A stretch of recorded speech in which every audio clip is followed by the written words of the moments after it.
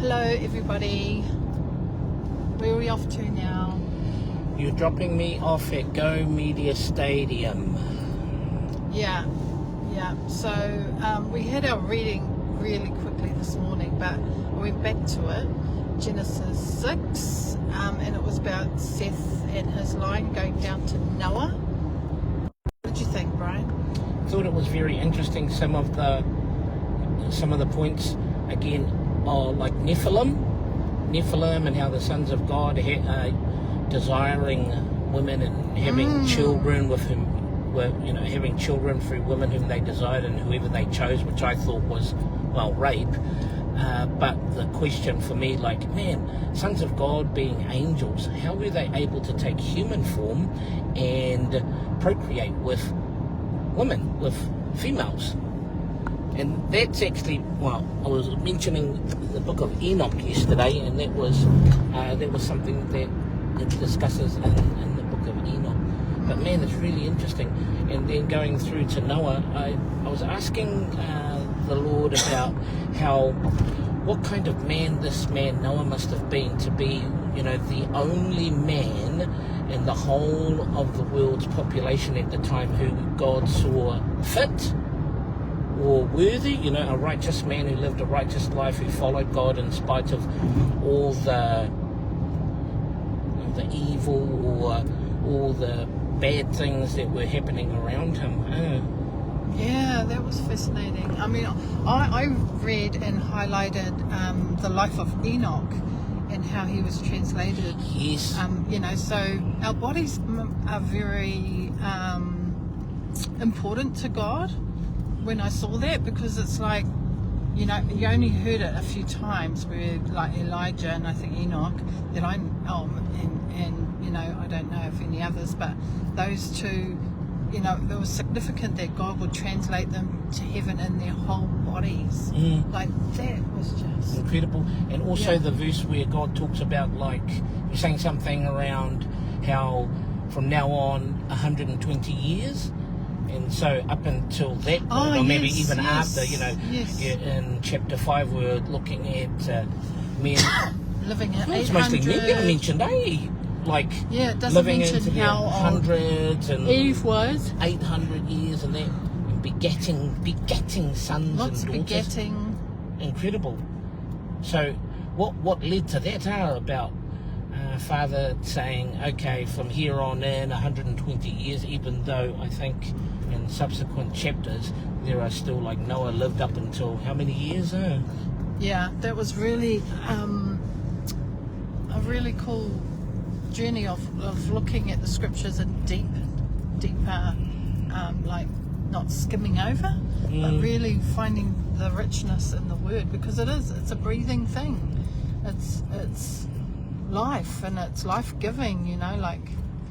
And again, the different versions, if one doesn't resonate with you, feel free to go to another. But I really like when we go through the Amplified Bible, there's notes relating to all types of historical facts associated with a particular verse and that, and even talking about, like, Eve, life giver, spring of life, and that from yesterday's chapter. But yeah, it's really fascinating reading. Yeah. And then that was the other thing. Remember, I was asking the question, why did Papa, just say, get rid of all the animals too? Were the animals evil too, like humans? It's like, I wouldn't think that animals would have the capacity to be evil. But then, talking about, man was evil. Your sons and their wives going into the ark, and then their wives, so a total of 8 going into the ark, including Noah and his wife. Yeah, that's incredible. Yeah, but of that verse where God repented, that he had made man, even created the breath of life, like that, to me was like, how would that feel? Like something you create. I guess it's like us creating our little humans and they go off and do something, but that is so what true. Sort of, like he talked like with deep regret, deep remorse about it. It was like, and the thing was, like, when when Adam and Eve ate of the fruit in the garden, how they then, not only their eyes were opened, but also being given, is it the power of choice? To not only recognize, but choose between good and evil, and how in just a few generations, how men had, had deteriorated so much to the point where God goes, okay, I'm going to wash my hands clean of these creation guys. Oh, yeah. That was fascinating. But, again, it's like the breathing, living word, and it's just so rich when you read it with different eyes and different mentality. Like, it's not a chore. There's a beauty in reading the word, beauty in just choosing to read your word and read it with, a deep conviction about who in an God open is in heart, your life. I would say, being Yeah. open to receive from God lessons that you can apply, because today the topic is about obstacles. Yeah. And there was a few obstacles facing us today, and you've got an event to go to, I've got something to go to, which we're supposed to be going to much earlier, but life, as we all know, gets in the way. So usually I'm the worst out of both of us, to be honest, especially if it's a gig or that was like no. But thankfully today it's like, okay, well, what's happened has happened, can't control it, so thank you, Lord. So we were driving to Manukau, and there was just slow cars in front of us. I was thinking it, but Brian was saying, you were saying it, like, I really want to overtake this guy, why are people so slow today? And it's like us having, letting it out and having a clear head about it. There's nothing we can do about it, about a slow car in front of us, knowing that we've got to be in two places at the same time. But also, Brian desired to have some rugby boots, which makes us have another stop, but it's impossible.